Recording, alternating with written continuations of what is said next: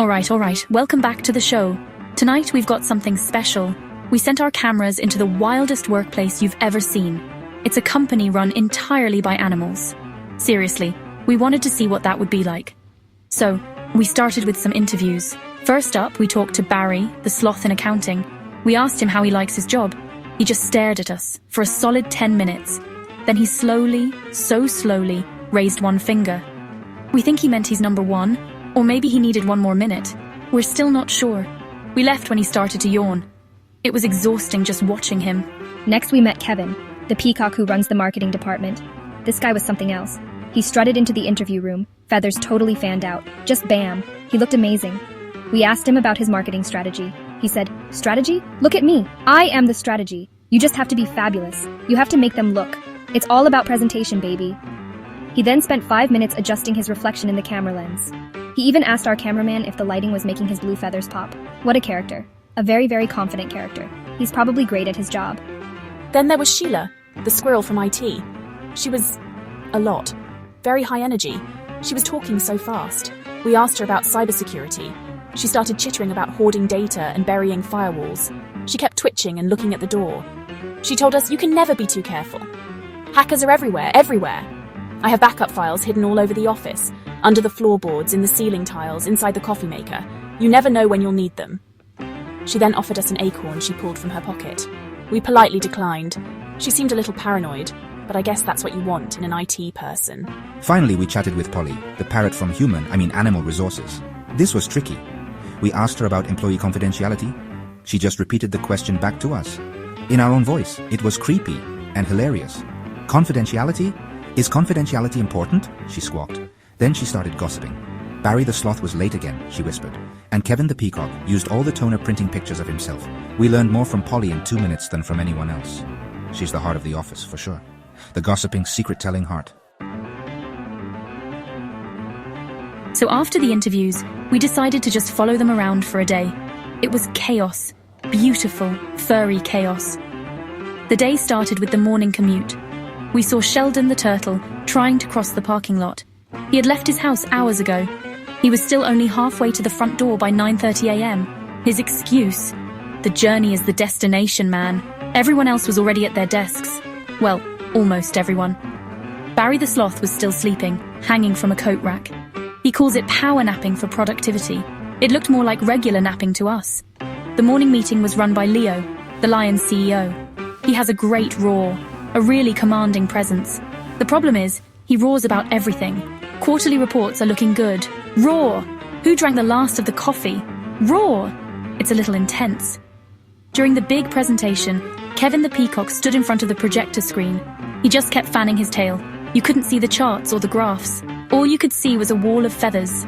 He called it immersive marketing. Leo just sighed and started grooming his mane.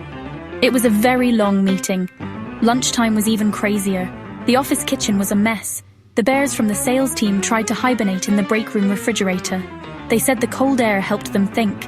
The monkeys from graphic design were swinging from the light fixtures. They insisted it helped their creative process. Meanwhile, Carl the cat, who does nothing all day but look judgmental, was napping on the warm photocopier. Someone tried to make a copy and he just stretched, yawned, and refused to move. He's the unofficial office supervisor. He supervises naps. By the afternoon, things got really wild. The dogs in customer service are great on the phone, so friendly, so eager to please. But if the mailman comes to the door, forget it. The entire department just starts barking uncontrollably. It's pure mayhem. We saw a golden retriever chasing his own tail while on a call with a very important client. He told the client he was circling back on the issue. I mean, he wasn't wrong. It's amazing any work gets done at all. But somehow, it does. It's a miracle. A furry, feathered miracle. You can't have an office without some drama. And let me tell you, this place had it all. The biggest feud was between the cats and the dogs. Classic, right? The dogs in sales accused the cats in accounting of being lazy and aloof. Chad, a bulldog, barked. We're out there making friends, closing deals. And what are they doing? Napping, judging us from their desks. Meanwhile, Mittens, a sleek Persian cat, just yawned and said, "It's called efficiency, darling. Why run when you can calmly assess the situation from a comfortable chair? It's not our fault they're so needy." The tension was so thick you could cut it with a claw. Then there's the gossip, and it all starts with Polly the parrot in HR. She knows everything. She hears a whisper in the kitchen, and by noon, everyone knows. Last week, she told the entire office that Fiona the flamingo was only standing on one leg because she was hiding a new tattoo. It wasn't true. She just likes standing that way. Fiona was so embarrassed. She spent the rest of the day trying to stand on both legs, but she just kept wobbling. It was a whole thing. Polly just sat there whistling innocently. She's a menace, a lovable, feathered menace. Teamwork can also be a challenge. They tried to do a group project between the beavers and the birds. The goal was to build a new filing cabinet. The beavers, who are natural engineers, started gnawing on the wood immediately. They built a solid, sturdy, dam-like structure. It was impressive, but the birds wanted to build a nest. They kept flying in with twigs and shiny pieces of foil. The beavers would chew a perfect joint, and a robin would stick a piece of yarn in it. It was a disaster. The final product was half dam, half nest. You couldn't file anything in it, but it looked kind of cozy. And let's not forget the resource wars. The squirrels in IT have hidden every single pen and staple in the office. They call it winter prep. If you need a pen, you have to trade them a snack for it. It's a whole barter system. Yesterday, I saw a badger from legal arguing with Sheila the squirrel over a single paperclip. The badger said it was company property. Sheila chittered and said, "Possession is 9/10 of the law," and then scurried up a wall with the paperclip. It's a tough place to work if you're not prepared to forage for your own office supplies. So, at the end of our visit, it was time for the big finale, the Employee of the Month ceremony. This is a huge deal at the company. The winner gets their picture on the wall and an extra long lunch break. The nominations were wild. First, Leo the lion nominated himself. He said, "As CEO, my leadership has been, and I quote, roaringly successful. I've shown strength, vision, and a magnificent mane." He seemed pretty sure he was going to win.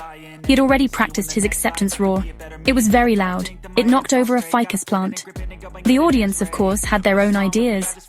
We got a suggestion from a viewer named Sarah. She said, "The award should go to Carl the cat. He does nothing, but he does it with such confidence. He's an inspiration to us all." And you know what? People cheered. Carl, who was sleeping on a pile of important documents, opened one eye. He looked at the crowd, let out a tiny, squeaky meow, and went back to sleep. The crowd went wild. They loved his minimalist approach to work. He was a real contender, a real dark horse, or dark cat. Then came another viewer suggestion from Mike. He wrote, "What about Sheldon the turtle? He shows up every day. He may be late, but his commitment is unmatched. Slow and steady wins the race, right?"